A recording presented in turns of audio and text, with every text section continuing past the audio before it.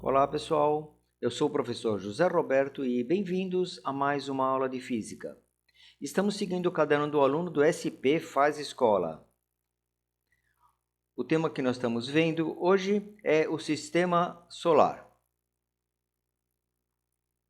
Bem, vamos responder algumas perguntas que tem no caderno do aluno. Primeira, quais são as características dos planetas telúricos e jovianos? Nós já falamos sobre isso. Os planetas telúricos ou terrestres são aqueles compostos de rochas e metais. São os planetas Mercúrio, Vênus, Terra e Marte. Os planetas jovianos, ou também chamados planetas gasosos, são aqueles planetas compostos basicamente de gás, tá? e basicamente de hidrogênio e hélio, que são os planetas Júpiter, Saturno, Urano e Netuno. Segunda pergunta: quais tipos de planetas são mais densos, os telúricos ou jovianos? E por que você imagina que há essa diferença? Bem, vamos ver a densidade de cada planeta. Fiz aqui uma tabelinha com a densidade de todos eles. Mercúrio. A densidade de Mercúrio é 5,4 grama por centímetros cúbicos.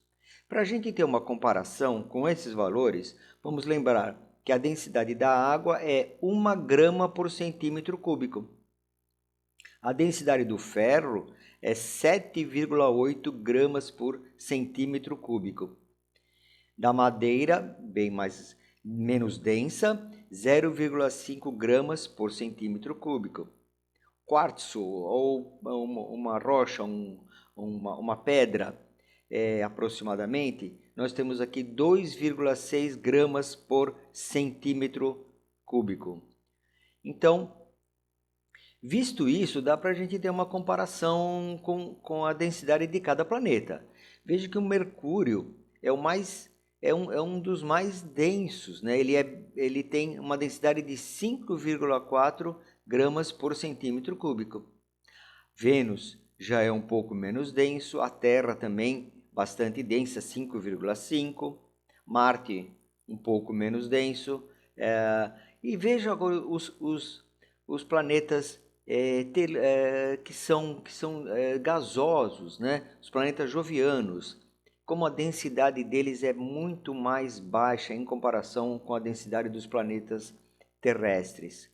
E Saturno, é bem interessante que Saturno tem uma densidade menor do que a água, né? O que significa que se você colocasse Saturno dentro da água, ele boiava, né? Por assim dizer, né? É bem interessante. Os outros planetas jovianos também com densidades muito próximas, densidades baixas também, né? Vamos à próxima pergunta.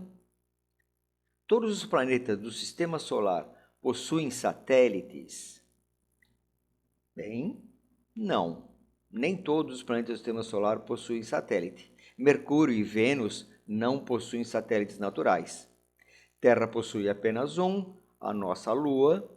Marte possui 2 satélites naturais e os outros planetas, eles possuem bastantes satélites naturais. Júpiter, Saturno, Urano e Netuno possuem, e o que possui mais satélites naturais é Saturno, com 82 satélites naturais descobertos até agora, tá? Plutão, vamos lembrar, né? Plutão não é mais considerado um planeta, hoje ele é considerado um planeta anão. Quarta pergunta: que outros corpos do Sistema Solar, além dos planetas, orbitam o Sol? Cite-os e descreva 2 deles. Bom, vamos à resposta.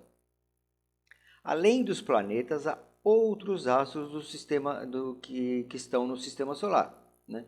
Segundo a União Astronômica Internacional, IAU em inglês, deverão ser designados como pequenos corpos do Sistema Solar, esses corpos que apresentam dimensões inferiores aos planetas e aos planetas anões.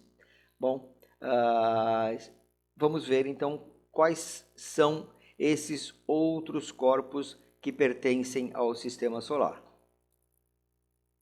Asteroides, corpos que apresentam movimento próprio, tá? A maioria já catalogada, muitos deles já foram catalogados, apresentam órbitas elípticas e a maioria deles se encontram no cinturão de asteroides, que fica entre Marte e Júpiter, que nós já vimos aqui, ó, né? Esse cinturão de asteroide que fica entre Marte e Júpiter. E o seu tamanho pode ser calculado por meio da medida da quantidade de luz que ele reflete. É uma forma que os cientistas fazem para poder calcular aproximadamente o tamanho de um asteroide que está sendo estudado. Apenas 16 asteroides dos mais de 3.000 catalogados apresentam dimensões superiores a 240 quilômetros. Então, a maioria deles são pequenos, muito pequenos, do tamanho de pequenas rochas. E seu brilho não é constante, e sim devido à reflexão solar. Eles não possuem luz própria, eles apenas refletem um pouco da luz solar que incide sobre eles. Por isso também muito difíceis de serem vistos, né? De serem descobertos, de serem enxergados. Cometas. Cometas são corpos constituídos de uma parte sólida chamada núcleo e é formada por gelos e impurezas, basicamente. Então o cometa ele é muito mais formado de gases, gelos e gelo e sujeira e poeira. Tá? Ele então é composto principalmente por água e ele sofre evaporação quando se aproxima do Sol. Então, e por isso essa cauda que aparece nos cometas, justamente quando a evaporação desses gases e dessa água que faz parte do seu núcleo, quando aproxima do Sol, o vento solar faz com que parte dessa composição do cometa seja afastada, seja empurrada para trás. Tá?